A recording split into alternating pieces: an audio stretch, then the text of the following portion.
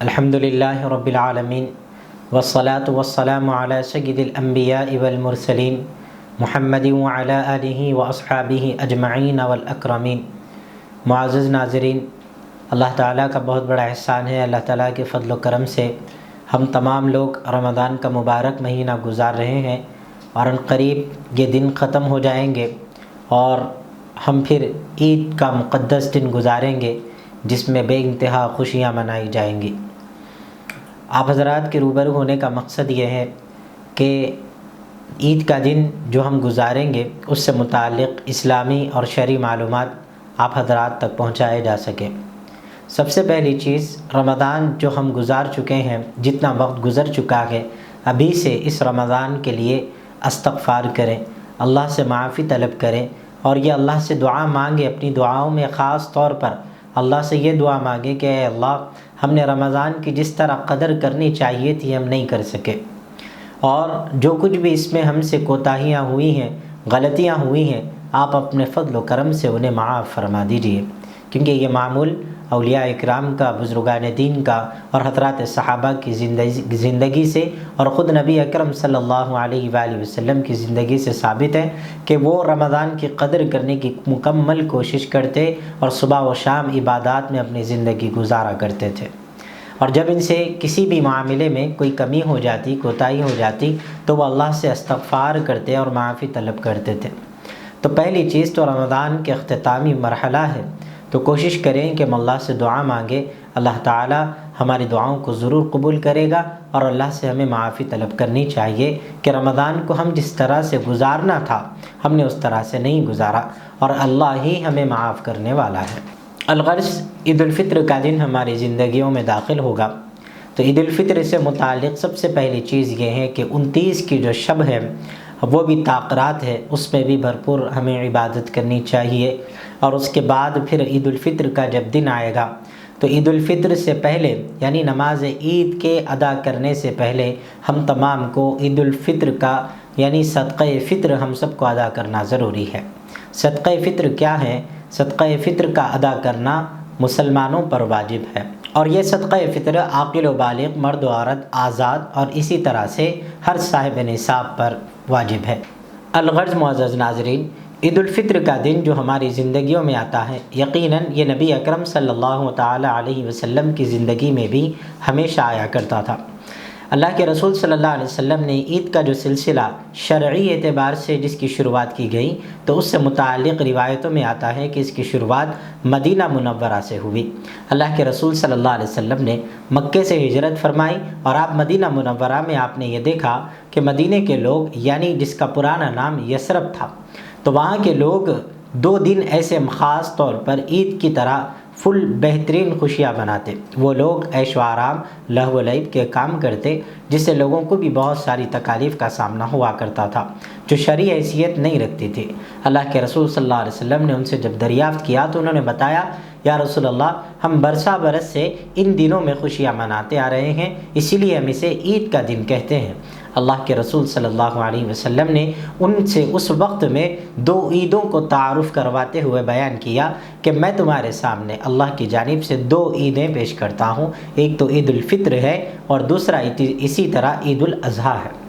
تو یہ دونوں عیدوں کا اللہ کے رسول صلی اللہ علیہ وسلم نے تذکرہ فرماتے ہوئے ان دونوں عیدوں پر خوشیاں منانے سے روکا، اور ان دونوں میں خوشیاں منانے کی اجازت دی، اور بتایا کہ ان دونوں میں اللہ کی رحمتیں اور برکتیں اپنے بندوں کے اوپر نازل ہوتی ہیں، اور اللہ تعالیٰ اپنے بندوں کے بالکل قریب ہوا کرتا ہے۔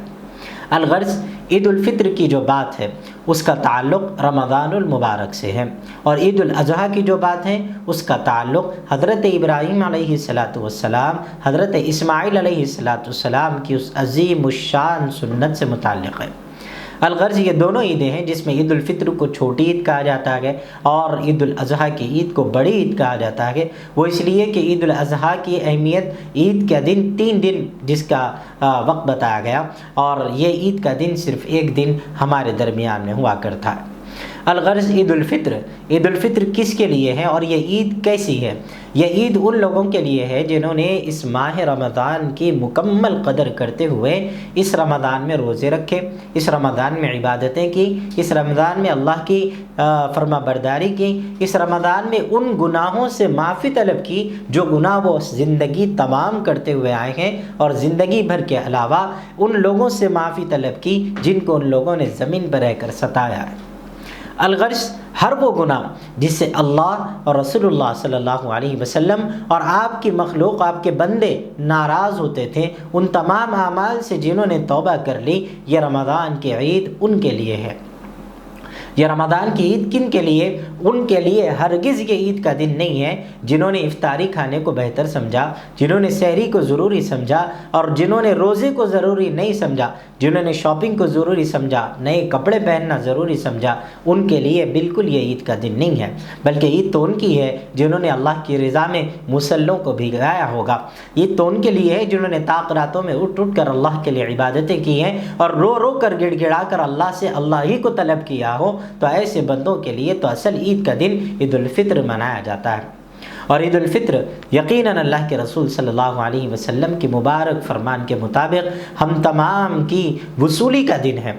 کہ ہم پورا مہینہ محنت کرتے ہیں، روزہ رہتے ہیں تو 12 گھنٹے، اب تو زیادہ رہ رہے ہیں مجھ سے، تو آپ جتنا دن بھر روزہ رہنا، رات تمام کھانے کی ضرورتیں، کھانے کے استعمال کی اجازت دی گئی، پینے کی اجازت دی گئی، جو آپ کرنا چاہتے ہیں آپ کو پوری اجازت ہے۔ ہاں، روزے سے متعلق اگر کوئی انسان بیمار ہے، اسی طریقے سے خواتین کو خاص ان ایام میں جن کی معافی دی گئی ہے، تو ان ایام کے علاوہ اگر وہ روزہ نہیں رہتی تو وہ بھی گناہ گار ہیں۔ اس کے بعد فرمایا گیا کہ جو روزے ان کے چھوٹ جاتے ہیں کہ کسی مرد و عورت کے چھوٹتے ہیں تو وہ بعد میں اس کی قضا کریں، لیکن قضا کے باوجود بھی بلا وجہ چھوڑا ہوئے روزے کا اجر و ثواب ان کو حاصل نہیں ہو سکتا، اس اعتبار سے جس اعتبار سے رمضان میں اس کو اس کا اجر حاصل ہو رہا تھا۔ الغرض رمضان اتنا مبارک اور مقدس مہینہ ہے کہ جس کے اختتام پر اللہ رب العزت عید الفطر کے دن جب لوگ اپنے اپنے گھروں سے نکل کر اللہ کی بارگاہ میں پہنچنے کے لیے آتے رہتے ہیں اور سب کی زبانوں پر تکبیر ہوا کرتی ہے، ایسے میں جب وہ لوگ آ کر مسجدوں میں ہوتے ہیں، اللہ تعالیٰ اپنے فرشتوں کے سامنے اپنے بندوں پر ناز فرماتا ہے کہ فرشتوں دیکھو یہ کون آئے ہیں، یہ کون ہیں، یہ کون آئے میرے پاس، جن کے بارے میں وہ فرشتوں نے جب اللہ سے کہا تھا کہ اللہ ہم تو آپ کی عبادت کے لیے تیار ہیں، آپ کے حکم کے مطابق جن کو آپ نے سجدے میں رہنے کا حکم دیا وہ قیامت تک سجدے میں رہیں گے، جن کو آپ نے رکوع میں رہنے کا حکم دیا وہ قیامت تک رکوع میں رہیں گے، جن کو آپ نے قیام میں رہنے کا حکم دیا وہ قیامت تک قیام میں رہیں گے، جب تک کہ آپ کا حکم نہ ہو وہ ہلیں گے بھی نہیں، باوجود اس کے آپ یہ انسان کو کیوں بنا رہے ہیں۔ ایسے فرشتوں کے سامنے اللہ تعالیٰ فخر محسوس کرتے ہوئے اعلان کرے گا، ان سے پوچھے گا کہ فرشتوں یہ لوگ، جب کوئی آدمی مزدور جب کام کر لے تو اس کو پھر دینا کیا چاہیے، کیا اسے دیا جاتا ہے؟ تو پھر فرشتے کہیں گے اللہ اس کو اس کی جزا دی جاتی ہے، اس کو اس کا انعام ملتا ہے، اس کو اس کا محنتانہ حاصل ہوتا ہے۔ اللہ تعالیٰ فرمائیں گے کہ یقیناً میں ان کو ان کے محنتانے میں، اس کی جزا میں میں ان سب کو معاف کرتا ہوں، میں ان کو معاف کرتا ہوں۔ اور اللہ تعالیٰ فرماتے ہیں کہ قسم ہے مجھے میری شان کی کہ میں ان تمام کی دعاؤں کو قبول کرتا ہوں۔ اور اللہ تعالیٰ فرماتے ہیں کہ جب وہ لوگ نکل کے جاتے ہیں اپنی مسجدوں سے، اللہ تعالیٰ جب تک کہ وہ اپنے گھر کو بھی نہیں پہنچتے، بلکہ اللہ کے رسول صلی اللہ علیہ وسلم نے فرمایا کہ اللہ تعالیٰ ان کے گھر تک پہنچنے سے پہلے ہی ان تمام کی مغفرت کا فیصلہ فرما دیتا ہے۔ تو میرے عزیزوں، یہ مغفرت کا فیصلہ، یہ دعاؤں کے قبول ہونے کا فیصلہ، یہ ہماری بخشش کا فیصلہ جن کے لیے ہے وہ انہی لوگوں کے لیے جنہوں نے رمضان کی قدر کی ہے، جنہوں نے رمضان میں رویا ہے، جنہوں نے اللہ کی محبت میں اپنے آنکھ سے آنسوؤں کے قطرے نکالے، جنہوں نے رسول اللہ صلی اللہ علیہ وسلم کی محبت میں مصلی کو نہیں چھوڑا، جنہوں نے اپنی زبانوں پر درود شریف کو نہیں چھوڑا، جنہوں نے اپنی زبانوں پر ذکر و اذکار لائے ہیں، ان کے لیے ہیں، نہ ان کے لیے بلکہ جو لوگ بازاروں میں رہنے کو رمضان سمجھ رہے تھے، جو لوگ شاپنگ کے کرنے کو رمضان سمجھ رہے تھے، جو لوگ نئے کپڑے پہننے کو رمضان سمجھ رہے تھے، ان کے لیے یہ عید نہیں ہے۔ الغرض عید الفطر کیا ہے؟ عید الفطر ہم تمام کے لیے ایک اعلان ہے ایک قسم کا کہ اب ہمارے روزے ختم ہو گئے، اب ہمیں جس طرح ہم نے 1 مہینہ گزارا اب ہم 11 مہینے گزاریں، کیونکہ ہماری ٹریننگ مکمل ہو چکی ہے۔ الغرض عید الفطر کیا ہے؟ عید الفطر یہ اللہ کی جانب سے آنے والا دن، جس دن اللہ تعالیٰ بندے کی ہر ایک حاجت، اس کی ہر ایک دعا کو قبول فرمائے گا۔ اللہ کے رسول صلی اللہ علیہ وسلم اپنے گھر سے جب باہر نکلے نماز عید کے ادا کرنے، امامت ادا کرنے کے لیے آپ نکل کے جا رہے تھے، تو آپ 2 قدم آگے بڑھے تو آپ نے ایک معصوم بچے کو انتہائی مایوسی میں دیکھا، اور وہ اپنی آنکھوں سے جس کے آنسو جا رہے ہیں، اللہ کے رسول صلی اللہ علیہ وسلم نے اس معصوم کو اپنے سینے سے لگایا اور لگا کر کہا کہ اے معصوم، آج تو خوشی کا دن ہے، سب لوگ خوشیاں منا رہے ہیں، ہر بچے کے چہرے پہ خوشی ہے، تو مایوس کیوں ہے؟ تو اس نے کہا یا رسول اللہ، فلاں غزوے میں میرے باپ شہید ہو گیا تھا، اور اس کے غم میں میری ماں بعد میں شہید ہو گئی، اور میں یتیم اور بے سہارا ہوں، میرا اس دنیا میں کوئی بھی نہیں ہے۔ یہ بچے جو آج خوشی اور مسرت کا اظہار کر رہے ہیں، یہ اپنے والدین سے اپنی خوشی کا اظہار کر سکتے ہیں، اور ان کے والدین اس کی خوشیوں میں شامل ہیں، اور یہ بھی ان کی خوشیوں میں شامل ہے۔ یہ جو مانگے گا وہ انہیں عطا کریں گے، لیکن میرا اس دنیا میں کوئی بھی نہیں ہے۔ اللہ کے رسول صلی اللہ علیہ وسلم نے اس معصوم کو اپنے سینے سے لگایا، اور اماں عائشہ صدیقہ رضی اللہ تعالی عنہا کے اس مبارک گھر میں لے گئے، اور آپ نے گھر میں داخل ہوتے ہوتے اعلان فرمایا، اے عائشہ، جانتی ہوں گھر کو کون آیا؟ اور اماں عائشہ جانتی تھیں کہ اللہ کے رسول صلی اللہ علیہ وسلم یتیموں کے والی، غلاموں کے مولا ہے۔ یقیناً شاعر نے بے انتہا وہ عشقیہ اشعار جو اللہ کے رسول کی شان میں کہے وہ حق ہے اور سچ ہے۔ سلام اس پر کہ جس نے بے کسوں کو دستگیری دی، سلام اس پر کہ جس نے بادشاہی میں فقیری کی، سلام اس پر کہ جس کے گھر نہ چاندی ہے نہ سونا ہے، سلام اس پر کہ ٹوٹا بوریا جس کا بچھونا ہے۔ یقیناً میرے نبی کے اخلاق،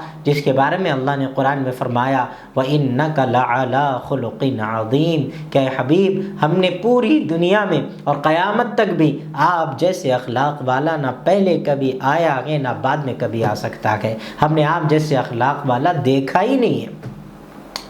تو جس کی شان میں اللہ کہے کہ ہم نے نہیں دیکھا، حالانکہ بنانے والا اللہ ہے، اور اللہ خود کہہ رہا ہم نے نہیں دیکھا آپ جیسے اخلاق والا، تو سوچو وہ نبی کیسی شان والا ہوگا۔ الغرض آپ نے کہا عائشہ دیکھو کون آیا ہے۔ امی عائشہ وہاں سے آواز دیتی، کہہ رہی یا رسول اللہ، میں اپنے بچے کو تلاش کر رہی تھی، پتہ نہیں وہ کہاں چلا گیا تھا۔ آپ بھی بالکل، یعنی وہ معصوم تو خود ہی پریشان رہا ہوگا کہ آخر میرے ساتھ ہو کیا رہا۔ اما عائشہ نے اپنے ہاتھوں سے اس معصوم کو رگڑ کر اس کے جسم کو دھویا، اس کو پانی نہلایا، اور حضرات حسنین کریمین کے اس کو لباس پہنائے گئے۔ اللہ کے رسول نے گھر کے بچوں کے کپڑے اس کو پہنائے، اور پہنا کر عمامہ یعنی سر کے ٹوپی حضرات حسنین کی پہنائی، کپڑے گھر کے پہنائے، اور اس کے بعد گھر سے باہر لے کر آئے۔ تو جب گھر سے باہر لے کر نکلے تو ایک انگلی پکڑے ہوئے حضرت حسن حضرت حسین، دوسری انگلی میں وہ معصوم بچہ انگلی پکڑ کر جا رہا ہے، اور پھر اللہ کے رسول نے دیکھا کہ اس کا مسکراتا ہوا چہرہ پھر سے مرجھا گیا۔ اللہ کے رسول نے اس سے کہا کہ میرے بچے، آخر مایوسی کی وجہ کیا ہے؟ تو کیوں پریشان ہے؟ اس نے، اللہ کے رسول نے اس معصوم کو اپنے سینے سے لگایا اور فرمایا، کیا تو یہ نہیں چاہتا کہ تیرا باپ جناب محمد رسول اللہ صلی اللہ علیہ وسلم ہو، اور تیری ماں اماں عائشہ صدیقہ رضی اللہ تعالی عنہا ہو، اور تیری بہن حضرت سیدہ کائنات بی بی فاطمہ الزہرا رضی اللہ تعالی عنہا ہو؟ کیا تجھے یہ بات قبول ہے؟ اس معصوم نے مسکراتے ہوئے چہرے سے کہا ہاں یا رسول اللہ، قبول ہے۔ اور وہ کہتے ہیں کہ اب تک جن کا سایہ سہارا کوئی نہیں تھا، اور آج ایسے سہارے بن گئے کہ وہ گھرانے رسول سے تعلق رکھنے والے بن گئے۔ میرے عزیز بزرگوں اور دوستوں، اللہ کے رسول صلی اللہ علیہ وسلم یتیموں کی اس طرح دلجوئی فرماتے تھے، اور صحابہ وہاں مسجد نبوی میں منتظر ہیں اللہ کے رسول کی آمد کے، اور اللہ کے رسول کا یہ معاملہ اس یتیم کے ساتھ اس طرح تھا جو حیرت انگیز ہے، اور ہم تمام کے لیے سبق آموز ہے کہ آج اگر کسی یتیم کو ہم اپنی جیب سے لباس پہناتے بھی ہیں پیسہ لگا کر، تو ہم آج دیکھ رہے ہیں کہ کیسے کپڑے ہم ان بچوں کو بناتے ہیں کہ جس کا ہم اندازہ نہیں لگا سکتے۔ تو الغرض جب کبھی دل چاہے کہ کوئی نیک کام کریں تو اللہ کے رسول کے ان واقعات کو پہلے سنیں، پہلے اس کو سمجھنے کی کوشش کریں، اس کے بعد اپنے جیب سے صدقہ و خیرات کی کوشش کریں۔ تو اس سے پہلے جب تک کہ آپ دین کی حقیقت اور اس کی سچائی کو نہیں سمجھیں گے، آپ اگر صدقہ بھی دیں گے تو اللہ بھی آپ سے خوش نہیں ہو سکتا۔ تو پہلے آپ سمجھیں کہ یہ دینا ہے تو کس اعتبار سے دینا ہے، کیسا دینا ہے۔ تو جب جا کر ہمارے صدقات، ہمارے عطیات اور ہماری زکاتیں اور ہمارا مال اللہ کی نظر میں قبول ہوگا۔ عید کے آداب و سنت میں سب سے پہلی چیز، جب آپ نماز عید کے لیے نکلیں تو ضرور غسل کریں سب سے پہلے، اور اسی کے ساتھ ساتھ دوسری بات یہ ہے کہ آپ عید الفطر کے لیے نکلنے سے پہلے کچھ نہ کچھ کھائیں۔ عام طور پر شیرخرما یا تو پی لیا جاتا ہے یا کھجور وغیرہ کھا کر گھر سے نکلتے ہیں، تو یہ بالکل درست طریقہ ہے۔ اور تیسری بات اسی کے ساتھ ساتھ، جب آپ اپنے گھر سے نکلیں، نماز مسجد کو جب آپ پہنچتے ہیں تو اپنی زبان پر تکبیر کہتے ہوئے نکلیں، اللہ اکبر لا الہ الا اللہ واللہ